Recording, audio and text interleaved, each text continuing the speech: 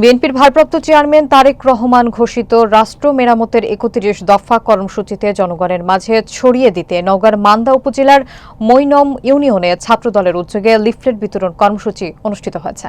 বিস্তারিত দেখুন আরাফাত হিমেলের প্রতিবেদনে।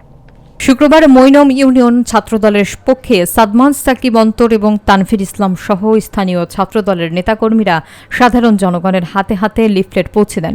এ সময় তারা তারেক রহমান ঘোষিত ৩১ দফার মূল বার্তাগুলো তুলে ধরেন এবং রাষ্ট্র সংস্কারে বিএনপির প্রস্তাবিত রূপরেখা সম্পর্কে সচেতনতা তৈরির আহ্বান জানান। লিফলেট বিতরণের সময় ছাত্রদল নেতৃবৃন্দ বলেন, এই ৩১ দফা বাংলাদেশের ভবিষ্যতের জন্য একটি বাস্তব ভিত্তিক এবং সময়োপযোগী পরিকল্পনা। এর মাধ্যমে একটি গণতান্ত্রিক ন্যায়ভিত্তিক এবং উন্নয়নমুখী রাষ্ট্র কাঠামো গড়ে তোলাই আমাদের লক্ষ্য। উল্লেখ্য, ২০২৩ সালের ১৩ জুলাই তারেক রহমান রাষ্ট্র কাঠামো মেরামতের ৩১ দফা জাতির সামনে উপস্থাপন করেন। এরপর থেকে বিএনপি এবং অঙ্গ সংগঠন সমূহ সারা দেশে ব্যাপক প্রচারণা চালিয়ে যাচ্ছে।